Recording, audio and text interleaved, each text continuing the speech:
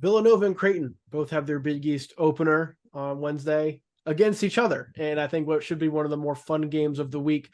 That's kind of our hope. I'm Brian Rauf, both of Heat Check CBB, here to break down this game, preview this game on the Sleepers Media YouTube channel. Connor, should be a lot of three-pointers attempted in this one. Hopefully a lot of three-pointers made just for the entertainment value of seeing these two teams go up and down the court against each other. As you're looking at this game and these teams, how do you stack them up against each other? Yeah, it's going to be interesting. Villanova teams make a lot of three-pointers, take a lot of three-pointers, but they're also long from the perimeter. They should be better as a perimeter defense. And their interior, as Mick Cronin has famously put it, shouldn't be as good as it has been. Mm-hmm. But I mean, Eric Dixon he is like the definition of he's just a load to handle. 6'8", 255. You can't really move him. I don't know if Kalkbrenner is going to have much better success, at least from a moving him as an offensive scorer, than some of these other players like Adem Bona. Villanova is a really good rebounding team because of that length. When Villanova's on offense, Villanova attempts 51% of their shots from three, top three in the country. Creighton limits teams from three. They which is weird because Creighton takes a lot of threes and makes them at a pretty high clip in most games, and you would assume that 3-point percentage against Creighton would be much higher for teams keeping up. But Creighton doesn't have a lot of depth. I think teams figure they can try and attack Kalkbrenner and get him into some foul trouble. Because teams just haven't been making threes against Creighton either. So I don't know what's going on there. For me in this game, it's going to come down to, really, is this a good shooting game or a bad shooting game from Creighton? They've kind of become the Alabama of this year, where every shot seems to be coming from three or at the rim. In games where Creighton shoots well, they win. In games when Creighton does not shoot well, specifically just games against the Mountain West, they don't win. This game being at home, I think, should help a little bit. And again, Creighton's offense is the only one of the four units that you'd probably consider elite. Mm-hmm. So it's going to be interesting. I don't know how Villanova is going to attack this Creighton defense. What do you think their plan of attack is going to be? I'll tip my hand with my pick here. I think this in particular is the reason why Creighton wins big, because Villanova has struggled because their offense is super stagnant. Under Kyle Neptune, it is just a single action for a ball screen or a dribble handoff up top, and then it is one-on-one. A lot of times it's long jumpers. And Villanova has personnel to make them, but they had a lot of success in Atlantis because they played through Eric Dixon. They kind of generated their offense through there, out of the post, the high post, and it worked. It also helped that he was playing the best basketball of his career at that time during those couple of days.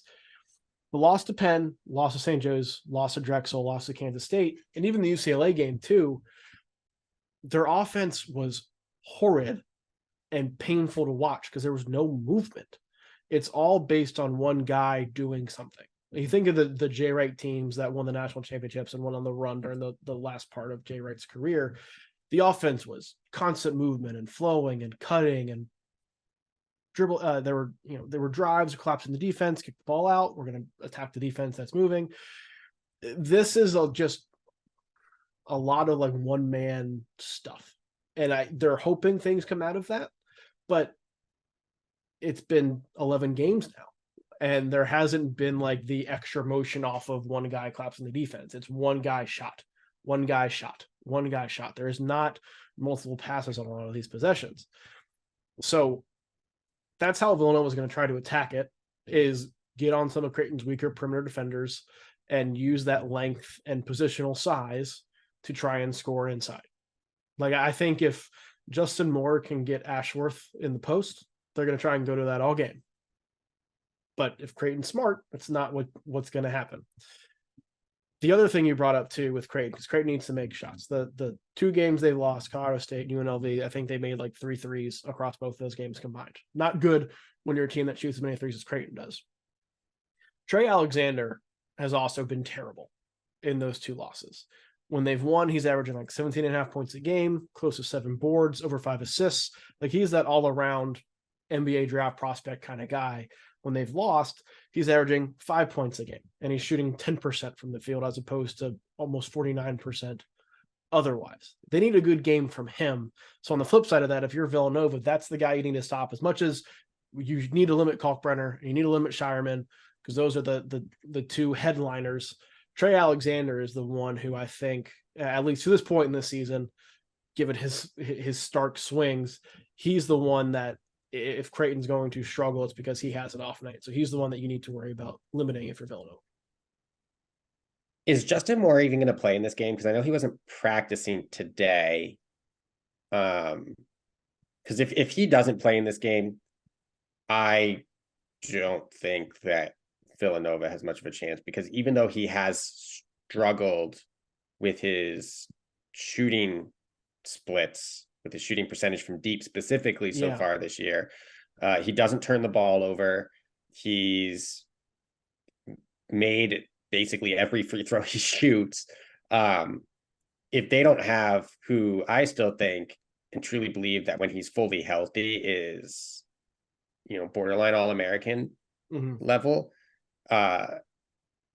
they don't have a shot, especially since he's probably the one tasked with Trey Alexander. Yeah, he is still listed as day-to-day.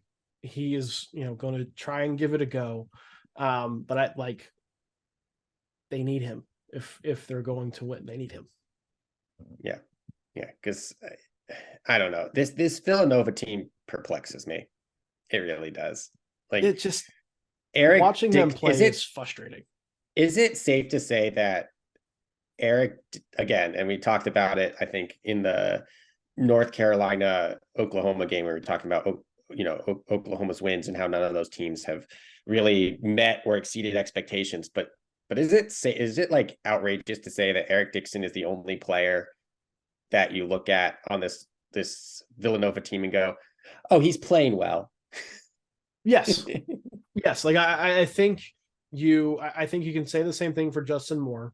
We kind of know who Justin Moore is. He's also, come back from the Achilles injury that he suffered a year and a half ago. Like it takes some time to get back to full strength from there.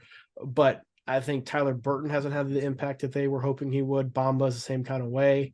Like there has not been like that development from people other than Eric Dixon. And that was even really just over that stretch in Atlantis where he was an all-conference looking player, and then he's kind of gone back to being who he has been.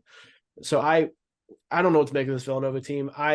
Watching them play offense is frustrating because they don't do anything. And there was a joke about how, you just play zone against Villanova and they'll crumble because that's what Penn did.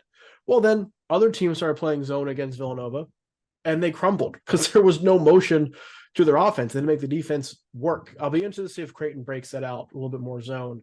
But yeah, particularly because this game's in Omaha too, I don't think this is going to be that close. Like if I were Kyle Neptune, it's been over 2 weeks by the time this game starts since the Justin Moore, it was I think a knee injury, right? A sprained knee. Didn't play against UCLA. If he's still not 100% for this game, look, you will have gone a month and only played 3 games by the time January hits. Right. Like, I might just sit Moore out for the Creighton DePaul matchups because you should beat DePaul, and Creighton, even with Moore, is probably on the road, probably a toss-up. You should beat would DePaul. hope. You would hope. And just get him ready for the Xavier St. John's DePaul homestand, like in early January. Because even if he's not practicing today, there's no way that his knee is good enough to keep up with Trey Alexander and the movement that he's going to present offensively for a full 30 to 35 minutes, which is presumably what they would need Justin Moore to play. Yeah. And I think that's something you have to balance. But I also know a win here for Villanova would be huge. If you go into the heart of conference play, go into the new year, having lost 4 or 5, and you went 7-4 in non-con, some decent wins, but some pretty bad losses. Like there was a stretch after Atlantis where everything the noise around Kyle Neptune had quieted down. You get worked by Creighton, and you have this 4 or 5 stretch, 4 losses in 5 games. Some of that may come up again, and there is, even if it's just subconscious, there's always some element of self-preservation that's going to be involved in these things. And Justin Moore wants to be around and wants to play in games like this. So, and we'll see. We're not doctors. We're not there. We don't know what it's if like, Justin but Moore hadn't. If Justin Moore didn't have a history of lower body injuries, I would say, yeah, if he's good to go, he's good to go. But given the fact that he does have this history of lower body injuries, given the fact that I'm looking at the reports, was off to the side of practice today, not practicing today, maybe put him in for the DePaul game in 3 days. But like, I would feel really uneasy playing him tomorrow, if it's been 2 weeks and he's still not on the court. Yeah. Well, we'll see what happens. He's a big key, but he's not the only one who's going to be on the court. It should be a lot of fun. Either way, these two teams play, as much I just got done ripping Villanova's offense. They generally play entertaining styles and styles that play well off of each other. So it should be a really fun game to watch. We'll be here to break it all down afterwards on Sleepers Media YouTube channel. Make sure you come back and check that out, as well as recaps of all the other big games around the week.